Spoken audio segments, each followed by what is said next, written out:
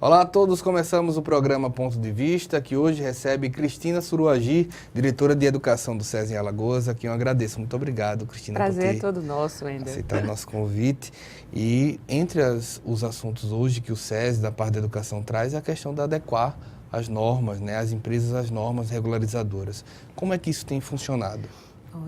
O SESI é uma instituição do sistema FIEA, né, da Federação das Indústrias do Estado de Alagoas, e tem duas vertentes muito fortes nele, né, que é a saúde e segurança do trabalho para as indústrias e a educação com foco no mercado de trabalho para a indústria, né? Ou seja, é uma educação diferenciada, onde a gente forma o cidadão não só para a vida, mas também para a atuação na indústria, no mercado de trabalho.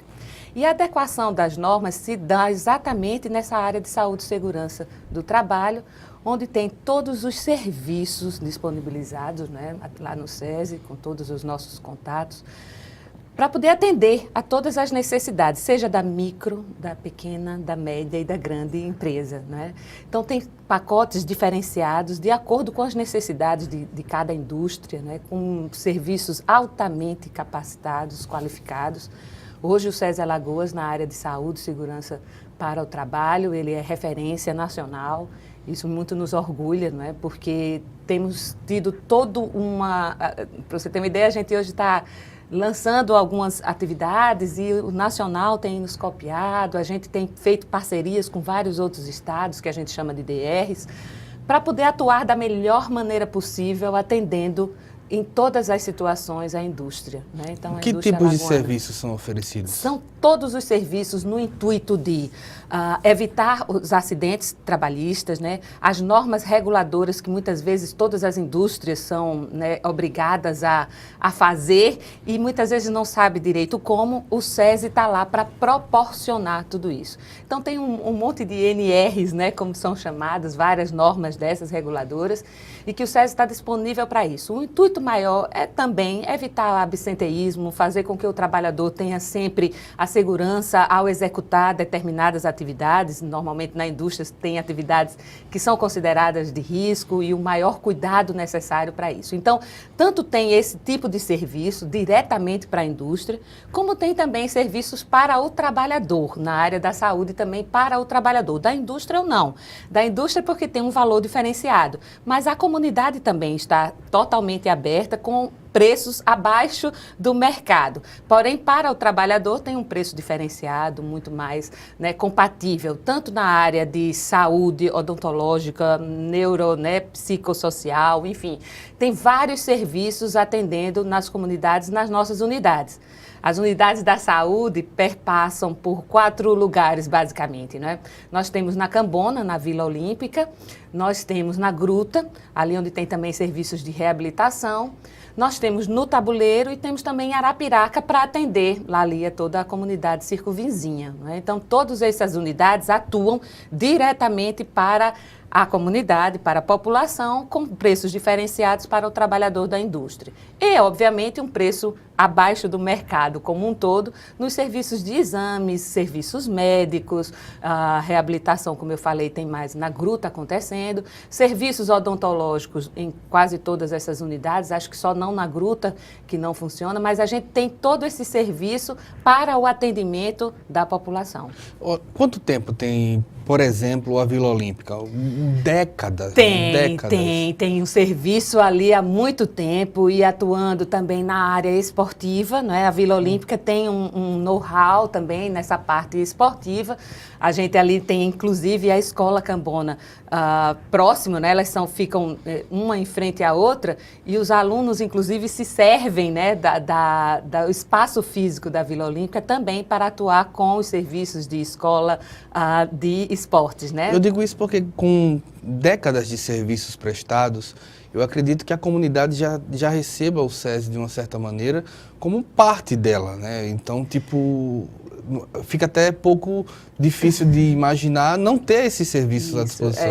Chega a ser até engraçado que as pessoas não conseguem entender direito até onde o SESI é uma instituição, né, da indústria, voltada para...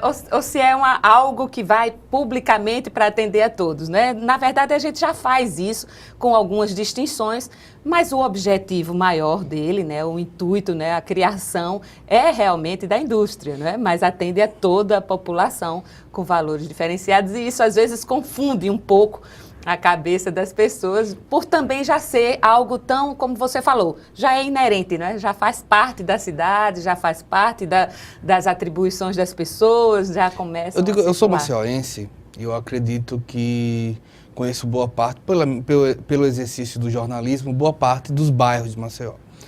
E eu lembro que, tipo, alguns bairros que você cita, às vezes você esquece que é um bairro. Que é um bairro.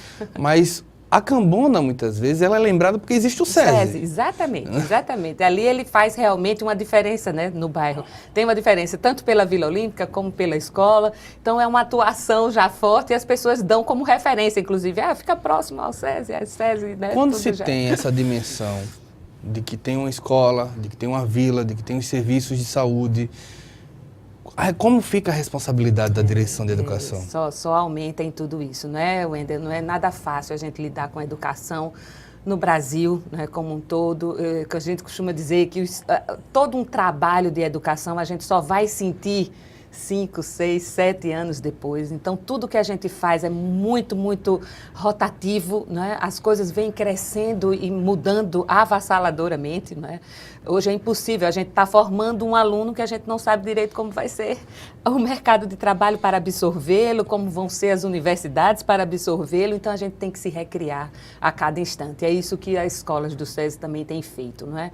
Esse é um trabalho muito, como você falou, a responsabilidade só aumenta, mas nos enche de orgulho exatamente por isso. Que a como gente é que sabe, se traça né, um planejamento diante disso? Então, a gente normalmente costuma dizer que planejamentos são feitos há 2, 3, 4 anos, não é?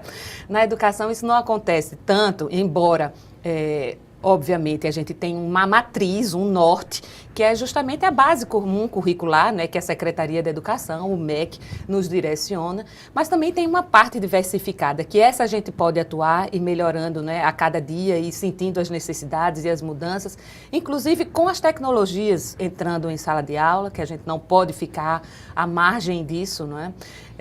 O SESI hoje tem referência na parte de educação, na robótica educacional, que não é uma robótica pura e simplesmente de mexer com as máquinas, mas a robótica educacional. O trabalho da robótica educacional, Wendel, mais ou menos dessa forma. Os alunos vão entender uma problemática, seja ela... Normalmente a gente tem um tema por ano, para poder não fugir tanto, né? Porque senão iriam ter vários outros temas e iria ficar difícil. Então a gente tem mais ou menos um tema por ano, esse é da vez agora, de 2017, envolve animais, o acompanhamento dessa parte, como é que a gente faz o social também disso tudo.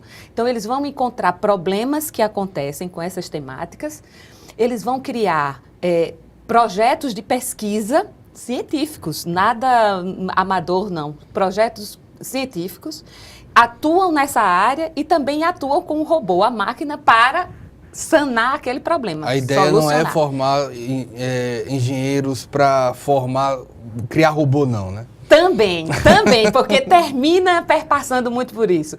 É engraçado que você tocou numa área muito engraçado, que os professores chegam para mim, professora, o que eles mais querem é justamente isso, essas áreas de engenharia, de criação, de design, de técnicas e tudo mais. Porque eles vão com essa temática para a gente poder também trabalhar essa parte da ciência, da tecnologia, da inovação, mas eles adoram essa parte da criação, eles adoram. A gente deixar esses alunos, eles vão longe. Eu digo isso porque, assim, Alagoas, me parece, nos últimos anos, nessa parte da educação, ter uma vocação que ela descobriu do nada, entre aspas, do nada, pela engenharia. É isso mesmo. Né? E quando eu falo da engenharia, é uma engenharia eletrônica, as como mais um diversas, todo, né? Dá campo fértil para que essas pessoas pensem que, tipo, a engenharia está dentro de casa, a engenharia está dentro do bairro, Isso daí tem sido um desafio bem cumprido? Isso. A gente costuma dizer o seguinte, só existe aprendizagem com significação, né? O aluno não vai simplesmente aprender por aprender. Ele precisa entender para que aquilo serve, né? A gente precisa contextualizar. Isso fica cada vez mais evidente em educação, seja em que nível for. Então, precisa haver uma significação. À medida que a gente lança isso como significação através dessas técnicas do robô, da máquina, da criação, de um problema, da solução de um problema, seja ele dentro de uma indústria, seja ele dentro de uma empresa, seja ele normalmente dentro da sua casa, esse lançar, ele entender que aquilo serve tanto para ele ter os conhecimentos, né, necessários, matemáticos, físicos ali, eles aprendem dentro dessa forma, mas eles sabem que aquilo vai ter um sentido, que eu vou ter um destino para aquilo. Então, quando acontece isso, a aprendizagem ganha, assim, saltos, né, consideráveis. O nosso maior desafio é tentar trazer essas significações para todas as áreas. Quando a gente chega nessa área, hoje em dia tem sido, embora a matemática tenha sido, né, tida como ainda estamos atrasados em relação a outros países, as dificuldades com relação aos outros, tem sido mais gostoso para o aluno, mais prazeroso para o aluno aprender a matemática do que outras, quando antigamente isso não acontecia. Mas exatamente por isso, por conta dessas ressignificações, por conta do uso mais próximo da realidade deles, não é? Então, isso tudo facilita muito o conhecimento e a aprendizagem. Eu costumo dizer, até brinco, eu digo bem assim, olha, eu sou de uma época que a maioria, ou quase todos os carros, não tinham ar-condicionado. Em Maceió, com o mesmo calor de hoje, né? Então, você saía com os vidros abertos, andando. Hoje você passa na rua quase básica, que ninguém encontra. Não é luxo. Se você mais, encontrar um carro, básica, isso. Né? E aí eu vou fazer uma provocação. Hoje, falando justamente dessa parte do papel que o SESI se colocou, se trouxe para si na educação, na saúde, na comunidade, eu vou fazer a provocação: o que seria se não existisse o SESI hoje? Olha, eu acho que toda a população iria sentir muita falta disso tudo, porque os serviços são de qualidade, sem o intuito, né, do ganho específico. Então, a gente consegue fazer isso voltado para as necessidades das pessoas, né, voltado para as necessidades principalmente das indústrias.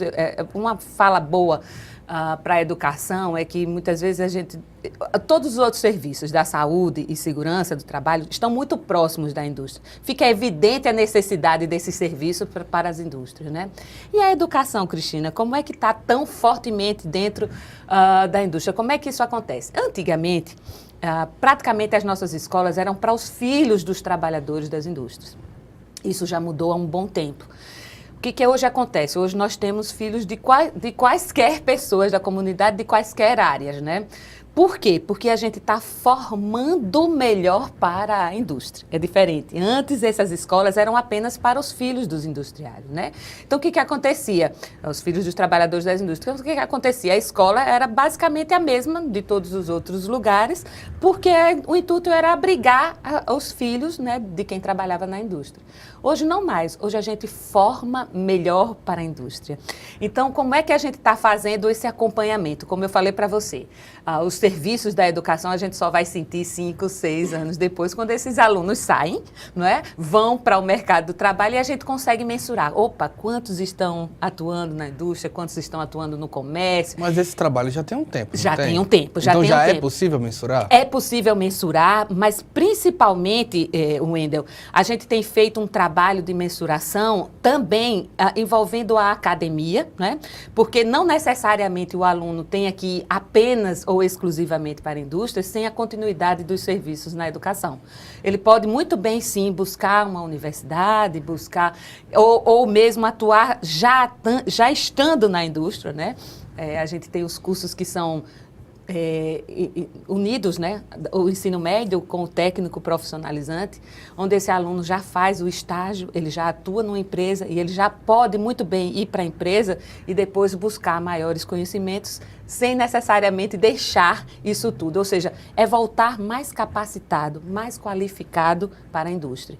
Então, quando isso acontece, você sente a necessidade básica de se ter os serviços do SESI atuando.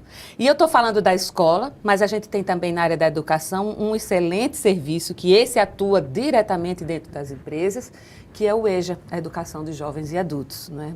A gente sabe das grandes dificuldades dos jovens que abandonam os cursos, né?